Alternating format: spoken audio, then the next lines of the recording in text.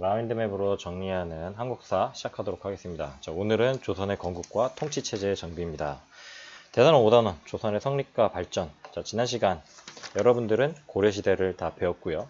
3학년 때부터는 이제 저와 함께 조선사부터 시작해서 함께 한국사를 공부하도록 하겠습니다. 여기 있는 이제 만화 여러분들 한번 읽어보시면 조선 건국할 때 맞아 이랬었지, 초등학교 때 배운 것들이 좀 새록새록 기억이 나실 거라 생각을 합니다. 자, 제가 준비한 이 한 장의 마인드맵으로 여러분들과 함께 이 중단원, 그냥 좀 양이 많은데요. 이걸 한 장으로 한번 정리해 보도록 하겠습니다. 자, 조선입니다. 조선. 아침 조자에다가 고을선, 빛날선 자를 쓰는데요. 이 조선이라는 이 국호, 이제 나라 이름을 이제 지은 것은 조선 경국진을 지은 사람, 그리고 개국공신, 그리고 태조 이성계의 오른팔, 바로 누굽니까? 예, 바로 정도전입니다. 정도전은 오랜 역사와 문화를 지닌 고조선을 계승한다는 데서 이렇게 이제 조선을 나라 이름으로 삼는 것을 주도했다고 해요. 자, 그럼 이 조선이라는 나라가 어떻게 건국되는지 한번 보도록 할게요. 그 과정을 살펴보시면요. 그러니까 고려가 망하고 조선이 등장을 한 거잖아요. 그러니까 고려 말의 집권 세력이었던 이 권문태족, 겁나 부자들이었죠. 대농장들을 가지고 있었던 애들인데, 자, 신진사대부가 등장을 하면서 이들을 경제적으로 쪼고 정치적으로 쪼개 됩니다. 경제적으로는 이제 과전법을 통해 가지고 이들의 대농장들을 몰수하고 했고요. 정치적으로는 위화도 해군, 다들 아시죠? 최영 장군의 명령을 누가 쌩까버립니까? 예, 이성계가 거부해버리죠. 치러 가라 라고 해서 갔더니 거기를 이제 강을 건너면서 위화도에서 해군 돌아와 버립니다. 그리고 서울을 쳐버리죠. 그래서 이제 집권을 하려고 했던 것이고요. 자, 이렇게 이 사회 모순, 그러니까 고려 말의 사회 모순이 심각하다는 데는 신진사대부가 모두가 동의를 했지만, 사실 이렇게 이런 그 개혁 방향을 둘러싸고는 사실 좀 나눴어요. 의견이 이렇게 나눴는데, 혁명파사대부와 온건파사대부, 그러니까 이색 정몽주로 대표되는 이 온건파사대부들 아마 많이 들어보셨을 텐데, 이들은 말 그대로 온건해요. 그냥 고려 황제는 그대로 유지해야 돼. 그냥 점진적으로 개혁하면 될 거야 라고 이제 주장을 하는 사람들이에요. 근데 이 혁명파사대부인 정도전 일당들은 또 뭐라고 얘기를 하냐면, 철저하게 개혁을 해야 돼. 지금 이거는 어디서부터 손을 대야 될지도 모르겠고, 어디를 고친다고 이거 다시 쓸 수 있는 게 아니야. 그러니까 고려를 아예 무너뜨리고 새 왕조를 세워야 해 라고 주장한 게 바로 이제 정도전 일파라고 생각을 하시면 되는데, 그래서 꽃이잖아요. 그 되게 유명한 일화 있잖아요. 정몽주를 찾아가요. 이성계의 둘째 아들 그 이방원이. 그래서 하여가를 부르죠. 이런 들었다 하며 저런 들었다 하리.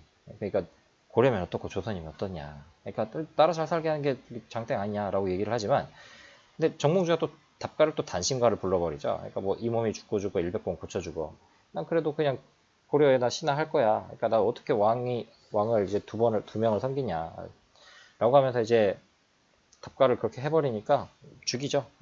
죽이면서, 그래서 이 온건파사대부 일당들, 자꾸 일당이라는 표현을 쓰면 안 되는데, 그들은 이제 낙향, 이제 고향으로 이제 내려가게 돼요. 그래서 이들은 훗날 이제 혁명파사대부는 15세기의 조선을 이끄는 훈구파 세력이 되게 되고요.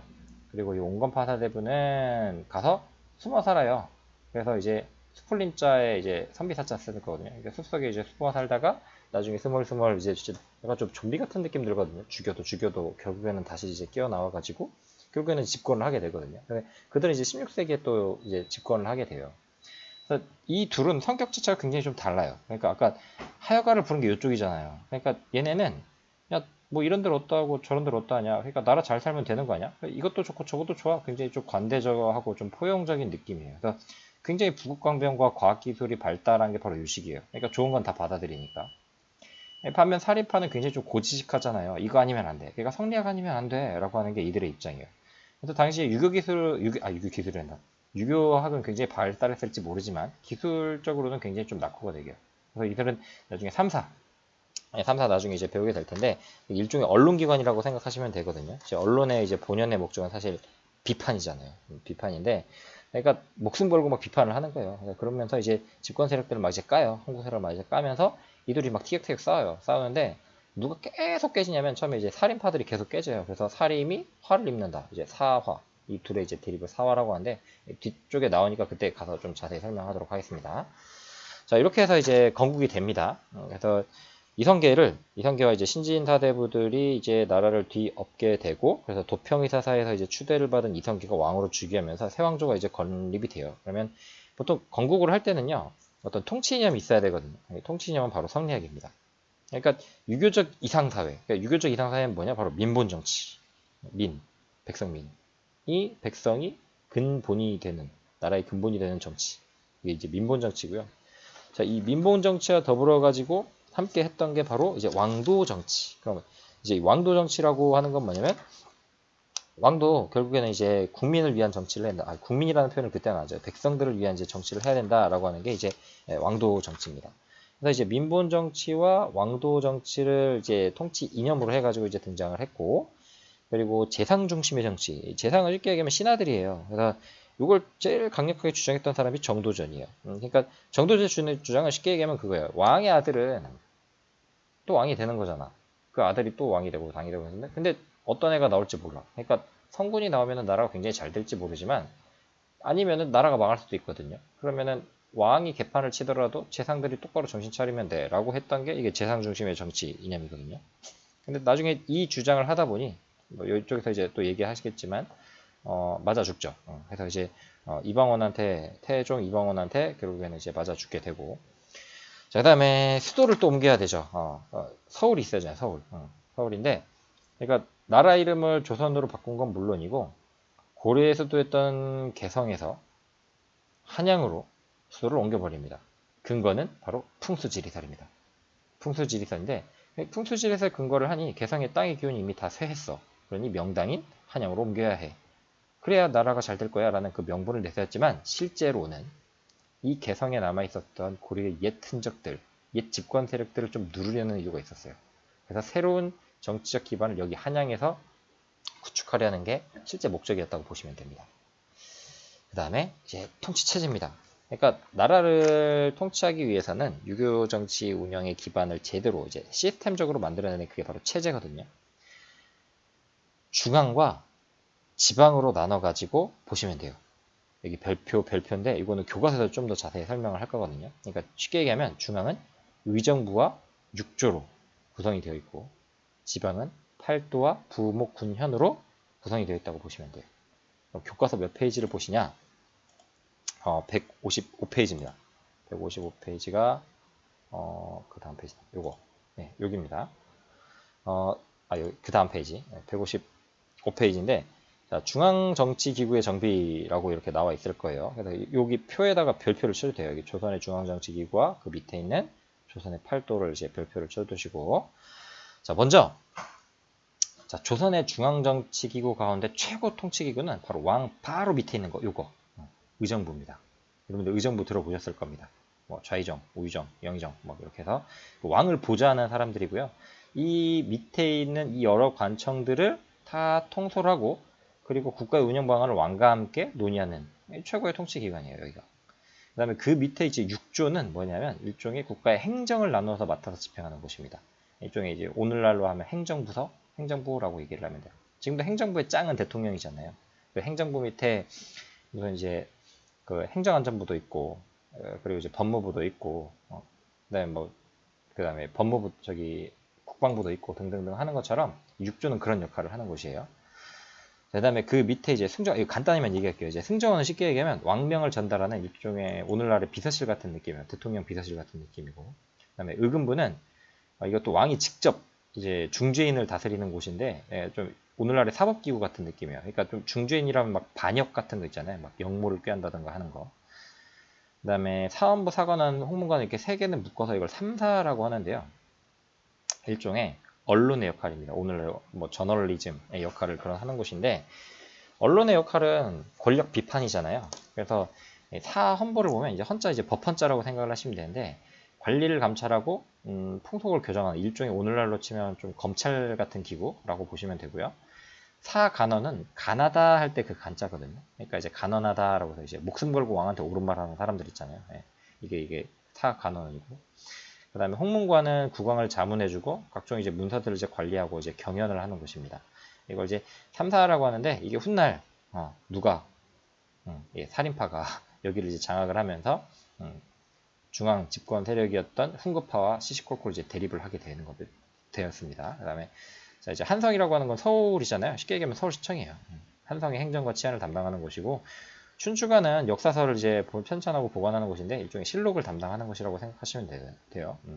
그다음 성균관 아시죠? 지금도 성균관대학교 있잖아요. 최고의 교육기관, 오늘날의 대학교라고 생각하시면 되고, 뭐 내수사는 왕실의 재산, 토지 뭐 이런 것들 관리하는 곳이라고 생각하시면 돼요.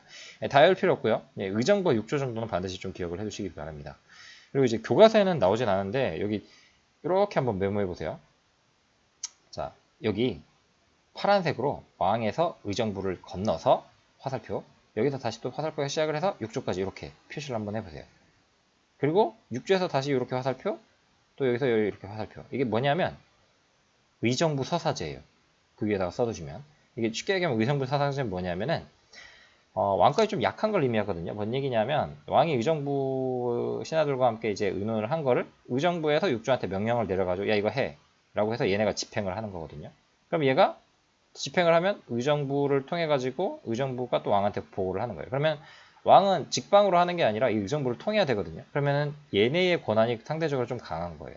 그래서 의정부 서사제는 순서대로 이제 내려가서 이제 왕의 명령이 전달되다라는 뜻이기 때문에 이거는 의정부 서사제는 왕권이 좀 약화된 걸 의미하거든요. 근데 나중에 이제 보겠지만 저기 세종은 이 의정부 서사제를 통해 가지고 의정부와 굉장히 논의를 많이 했는데 그 뒤에 나온 세조 같은 경우는 6조 직계제라고 해서 왕이 의정부를 쌩 까요. 그냥 건너뛰고 여기 빨간색으로 이제는 이렇게 보세요. 화살표를. 왕이 6조한테 직접 명령을 하달해 버립니다. 그럼 이 얘기는 뭐냐면 얘네 힘은 약해지고 왕의 힘은 좀 강해졌다는 걸 얘기하는데 6조 직계제는 왕권 강화를 또 의미를 합니다. 뒤에 나중에 심화학습하면 다시 좀 정리를 좀 자세히 하셔야 돼요. 이거는. 자, 그래서 자, 요거 조선의 중앙정치기구 반드시 좀 기억을 해두시기 바라고요. 그 다음에 여기도 아까 별표 쳐두라 그랬죠. 조선의 팔도, 팔도 강산 조선. 조선은 이 지방행정조직을 이제 8도로 나눴다고 보시면 돼요. 전국을 8도로 나눴고, 그리고 이제 각 도에, 평안도, 함경도, 황해도, 강원도, 뭐 이런 이제 도에다가 이제 관찰사를 파견을 합니다. 관찰사를 파견하고, 그 밑에 있는 군과 현에는 이제 수령을 이제 파견을 하게 됩니다. 그러면 이 얘기는 뭐냐면은 왕의 사람들을 파견을 하는 거잖아요. 그래서 이 지방 전국 곳곳을 다 왕의 그 통치 아래 두도록 하겠다. 왕의 권한이 좀 강해지려고 하는 거를 이제 의미를 합니다. 그래서 요거 지방 통치제도 반드시 기억을 해두시기 바랍니다. 자, 그럼 다시 5분 저기 5분이란다. 저기 마인드맵을 이제 보시게 되면요. 자, 그래서 여기까지 저희가 정리를 한 건데 요거 통치체제 부분은 반드시 교과서를 꼭 정독을 해주시기 바랍니다. 자, 그리고 관악파와 살인파는 여러분들이 이제 정리를 해주시면 될 것 같고, 다음에 자 여기 왕조국가 아까 여기 교과서 상에서는 중간에 살짝 건너뛴 부분인데 왕들의 얘기예요. 그래서 이거 지난 시간에 제가 애호라고 했죠. 태정, 태세, 문단세, 예성, 연중, 임명선, 광인, 효연, 특경영, 청순원, 철고승. 이거 순서대로 꼭 반드시 외워두시기 바랍니다. 자, 태조, 이성계, 주요 업적 보면 특징, 업적 뭐 이런 거 이제인데 자, 왕의 권한이 상대적으로 좀 약했어요. 이유는 아시는 것처럼 정도전이 재상 중심의 정치를 조준과 함께 이제 구현하고자 했고요. 그러다 보니 재상 중심의 정치로 상대적으로 왕의 권한이 좀 약했다고 평가를 받습니다. 태정, 태세 이제 정종이 등장하는데 사실 이 정종은 얼마 못 가죠. 얼마 못 가고 자, 이 태종 이방원이 나중에 이제 왕자의 난을 일으키죠. 왜냐하면 이 이방원이 이 정도전이 되게 마음에 안 들어. 이 개국공신 세력들이 태조의 막내 아들이었던 이제 방석을 세자로 내세우니까 뭐야 이것들이 지들 마음대로 할 것 같아 라고 생각을 해서 죽여버리죠. 이제 왕자의 난을 통해 가지고 이 개국공신 세력을 몰아내고 왕실의 권력을 다시 이제 굳건히 하려고 합니다. 그래서 둘째 방과가 왕에 올랐는데 그게 정종이고요. 그리고 실제 권력은 사실 이방원이 가지고 있었고 얼마 지나지 않아서는 이방원이 또 왕에 올라서 그가 곧 태종이 되게 됐던 겁니다. 그래서 이 태종은 경제 기반 안정시키고 군사력을 강화하고 있어요. 그러니까 이 사람은 부국강병의 목표였어요. 왜냐하면 어쩌면 좀 쿠데타잖아요. 그래서 자기 후대에 있는 그 왕들, 자기 자식들한테는 조금 편안하게 왕을 할 수 있도록, 그러니까 왕권이 강화된 채로 얘네가 통치를 할 수 있도록 그 기반을 마련해 준 사람이라고 생각을 하시면 돼요. 그래서 경제 기반을 안정시키기 위해서 사원이 불법적으로 차지하고 있던 토지를 싹 다 몰수해버립니다. 그러니까 이제 왕실의 재정을 굉장히 좀 탄탄하게 만들고요. 그리고 군사력을 굉장히 강화시키게 되는데 사병, 그러니까 개인적으로 이제 병사를 가지고 있는 것들을 다 못 가지게 해요. 그래서 그 군사권을 이제 장악을 해버립니다. 그래서 이때 등장한 게 바로 육조 직계제거든요. 그래서 이제 태종과 세조가 육조 직계제라고 이제 기억하시면 되는데, 그러니까 의정부가 뭔 회의야, 왕 마음대로 할 거야, 라고 하면서 그 육조한테 바로바로 이제 명령을 내린 게 바로 육조 직계제. 그다음에 이제 호패법이 등장을 하는데, 이 호패는 실제로 오늘날로 치면은 주민등록증 같은 거거든요. 그래서 교과서 153쪽에 그게 또 나와요. 그러니까 교과서 여러분들이 좀 보시기 바래요. 여기 보면 이제 호패가 등장을 하는데, 자, 이 호패는 제대로 백성을 이제 파악을 해가지고요, 신분증을 파악을 해가지고 세금을 제대로 걷겠다는 의미도 있고, 그리고 양반 신분에 따라 가지고 호패를 이제 발급해야 하면서 그 신분의 차별도 이제 좀 두는 그런 성격도 있어요. 제대로 파악을 해서 제대로 이제 세금을 걷겠다는 의도도 좀 있습니다.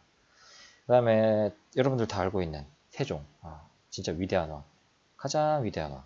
그래서 토론을 굉장히 즐겼죠. 그래서 의정부 서사제를 통해서 의정부 대신들과 토론을 굉장히 잘 즐겼고요. 집현전을 만들게 됩니다. 집현전 아시죠? 뭐 하는 곳입니까?